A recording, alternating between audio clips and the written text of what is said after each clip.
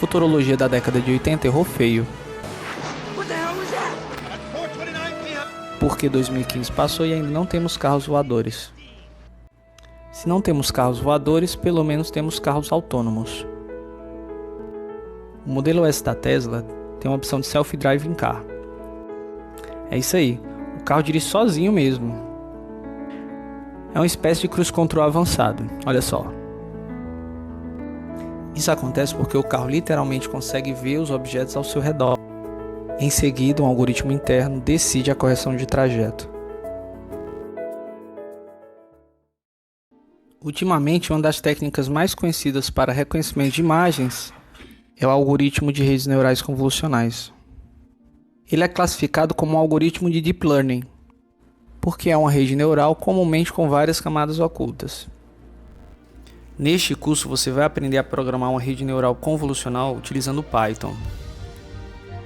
Mas, como primeiro passo, você vai entender nesse vídeo alguns conceitos básicos desse tipo de algoritmo.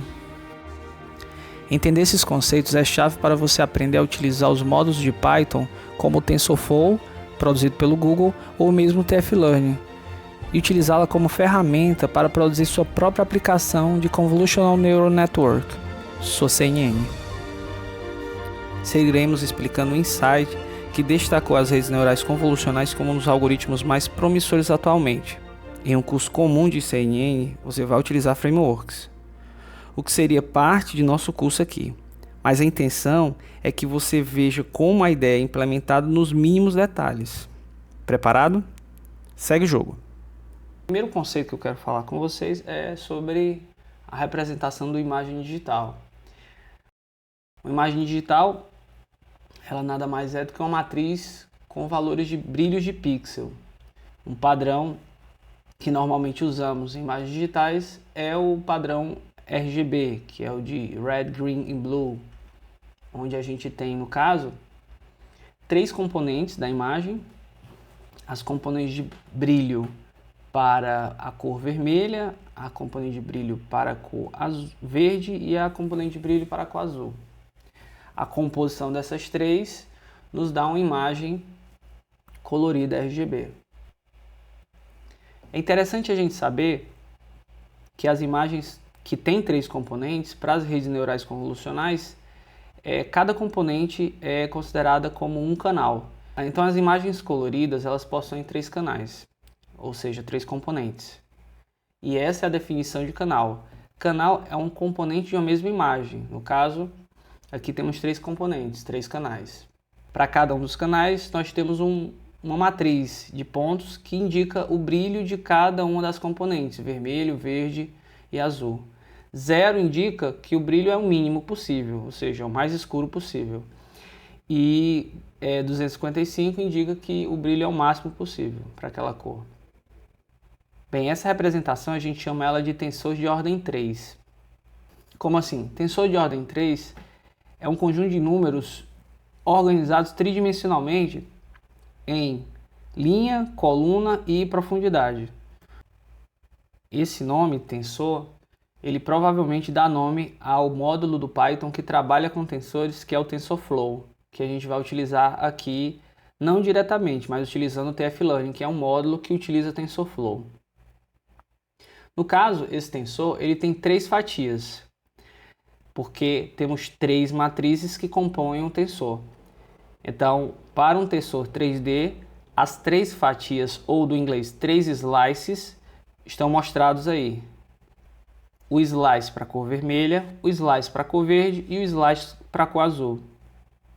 Quando você brilha as cores RGB no tom 255, significa dizer que você tem o máximo brilho de todas as cores juntas que produz a cor branca. Quando você tem o mínimo brilho possível das três componentes, significa dizer que você tem falta de cor, ou seja, a falta de cor dá no resultado da cor preta.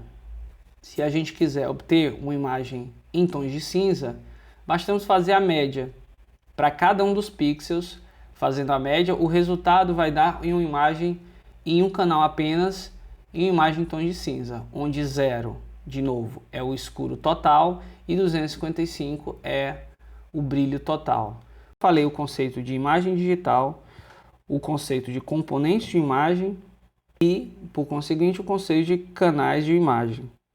No caso da imagem RGB, temos 3 canais. No caso da imagem em tons de cinza, temos apenas um canal. Falei também sobre o conceito de tensor e slice ou fatia de um tensor. Agora, vamos falar sobre o conceito de convolução. Convolução é o ato de passar um filtro em toda a imagem. Então, vamos pegar um exemplo de um filtro de tamanho 5x5. Quando a gente pega um filtro de tamanho 5x5, que abrange uma região de 5 pixels por 5 pixels na imagem, e fazemos ela passear na imagem com um passo de 1 em 1 pixel, como você vê agora, o que estamos fazendo é uma convolução de passo, ou stride, 1 pixel. Seguindo a convolução até concluir completamente a imagem. Mas vamos pegar um exemplo desse pedacinho da imagem aí. Essa parte da imagem, ela vai ser avaliada por um filtro. E um filtro nada mais é do que um neurônio. Então, teremos pesos que não estão representados aí. Você imagina que cada aresta dessa contém um peso que é multiplicado pelo respectivo pixel. Após a gente soma todas essas multiplicações, então vai ser 255 vezes o primeiro peso, mais 255 vezes o segundo peso, mais 82 vezes o terceiro peso, somando tudo até o último pixel, 76 vezes o último peso. Após isso a gente subtrai pelo bias e o resultado passamos por uma função de ativação, que no caso aqui eu coloquei a relógio. Ou seja, valores acima de 0 são passados diretamente para a saída e valores abaixo de 0 ou igual a 0 são suprimidos e na saída só temos 0. Perceba que nosso filtro ele é de tamanho 5x5. Esse é o tamanho do kernel de convolução, ou tamanho de filtro, o filtro de convolução. Um filtro, como eu te falei, é igual ao neurônio. Ao convoluir o filtro na imagem completa, o que temos de resultado é uma segunda matriz. Essa matriz não é mais uma imagem. Essa matriz a gente chama ela de feature map, ou mapa de característica. E como é evidenciado? Isso vai depender dos pesos, do bias e da função de ativação que a gente escolher. Então está aqui um exemplo. Temos a imagem do gatinho. Após convoluir, temos a segunda imagem com características específicas evidenciadas no feature map. Então, para cada filtro, temos um feature map correspondente, depois a convolução ser feita. Perceba que essa imagem, após a convolução, ela reduz de dimensão. No exemplo aqui, tínhamos uma imagem de 12x11, o resultado é uma imagem de 8x7. Isso porque na convolução utilizamos apenas pixels da imagem mesmo, pixels que chamamos de válido. Então, quando utilizamos apenas os pixels da imagem, o resultado é uma redução na dimensão da imagem e vai depender do tamanho do kernel ou do filtro de convolução. Se queremos manter a dimensão da imagem, a gente tem que utilizar o preenchimento. O preenchimento ou padding faz com que uma imagem mantenha o mesmo tamanho. Como assim? No exemplo que a gente está tomando aqui, temos um filtro de tamanho 5x5. Então, se colocarmos um preenchimento na imagem, nós poderemos passear na imagem completamente, mantendo as dimensões dela. Esse procedimento é chamado de preenchimento. Esse preenchimento é chamado de padding, que é a palavra em inglês. Nesse caso, o padding foi de tamanho 2, ou seja, acrescentamos 2 linhas e 2 colunas para cada lado para que o filtro de convolução produzisse uma imagem de mesmo tamanho, ou seja, configuração same. Então, após a convolução, o resultado que temos, se utilizarmos N filtros com stride 1 e padding same, teremos um tensor de 12x11 e N slices. E nesse ponto aqui, não temos mais imagens. O que temos são feature maps. Fica evidente que depois da primeira convolução, o que tivemos foi um aumento da quantidade de informação que tínhamos inicialmente. Inicialmente tínhamos uma imagem com um canal apenas, e depois passamos a ter um tensor com N feature maps. É claro que a quantidade de informação intermediária aumentou consideravelmente, multiplicamos por N. Para que a rede neural convolucional não expanda a quantidade de informação intermediária para um valor muito grande, utilizamos camadas de pooling. Na camada de pooling também temos um kernel, chamado kernel de pooling. É nessa região que vamos decidir quais são os pixels que vão ser passados para a saída. Então, avaliaremos uma região definida pelo tamanho de kernel, no caso aqui é igual a 2, e o stride, ou passo, da camada de pooling, comumente é igual ao tamanho de kernel. Isso para que consigamos reduzir a imagem significativamente. Bem, o mais comum pooling que utilizamos em redes neurais convolucionais é o max pooling.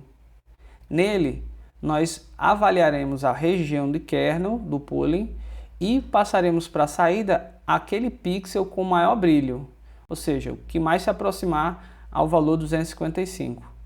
Nesse caso aí, temos o brilho é igual para os 4. Temos o brilho de 255 para todos os 4 pixels. Se utilizamos max pooling, ao avaliar uma região de kernel, a saída vai ser o pixel de maior brilho daquela região. Executando o pooling, o resultado é o seguinte.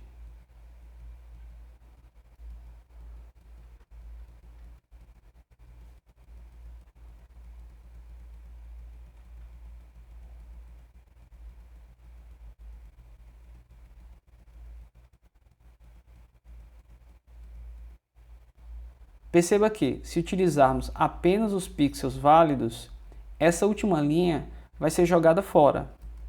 Utilizando a configuração same na camada de pooling, significa dizer que não queremos jogar esses últimos pixels fora. Então, o que fazemos é preencher o resto da imagem e executar o pooling até o final.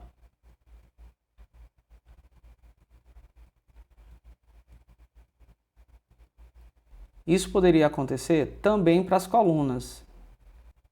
Neste caso, temos que preencher essa coluna para que toda a imagem seja convoluída e nenhum pedaço da imagem seja jogado fora. Resumindo, temos 3 tipos de pooling.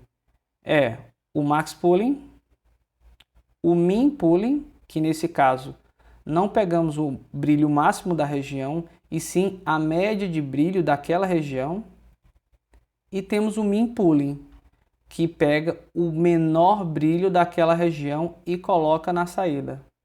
Max pooling, porém, é a camada de pooling mais utilizada em redes neurais convolucionais. Para N filtros e um canal de entrada, teremos o resultado de N feature maps. Na sequência, esse conjunto de feature maps vai passar numa camada de pooling, reduzindo a dimensão do tensor intermediário em um fator K sendo o tamanho de kernel. Logicamente, para aquela configuração de kernel igual ao stride. O passo do pooling vai ser igual ao tamanho de kernel dele. Novamente aplicando M filtros em um tensor de entrada, teremos como resultado um tensor ainda maior com N por M feature maps. Passando na camada de pooling, reduziremos de novo a dimensionalidade do tensor. Passando em uma camada de O filtros, teremos um tensor ainda maior. Então, seguindo a camada de pooling, reduzimos ainda mais esse tensor, e reduzimos a dimensionalidade dele, até que passamos por uma vetorização do tensor, ou seja, pegaremos cada slice desse tensor, desdobraremos em um vetor e colocaremos todos os vetores um em cima do outro. Assim como o primeiro slice ali que tem o número 1, 2, 3, 4, a gente coloca ele organizado como um vetor 1, 2, 3, 4 em coluna. E para todos os slices do tensor resultante de N vezes M vezes O feature maps, teremos um vetorzão grandão que vai ser a entrada para a nossa rede neural, que pode ser uma rede neural Perceptron simples, o PS, ou uma rede neural MLP, Multilayer Perceptron. Daqui para frente, o modelo é exatamente igual a uma rede neural, só que temos algumas diferenças. Uma rede neural comum, simples, se não tivéssemos uma série de camadas de convolução e pooling, o que teríamos seria uma vetorização da imagem diretamente na entrada de uma rede neural. Aí a gente perde a espacialidade, porque perceba, um pixel e outro pixel vizinho vão estar separadamente colocados para a rede neural avaliar. Em uma rede neural convolucional, esses pixels são avaliados de maneira conjunta, através dos feature maps, em várias camadas. A segunda vantagem de uma rede neural convolucional, justamente pela convolução, é que ela é imune à translação da imagem. Ou seja, determinada característica posta a uma rede neural comum, ela é treinada esperando que aquela região da imagem contenha a mesma característica. Se a gente transladar a imagem, perderemos essa capacidade de identificar aquela característica. Numa rede neural convolucional, como o filtro ele passeia em toda a imagem, então ela é imune à translação do objeto na imagem.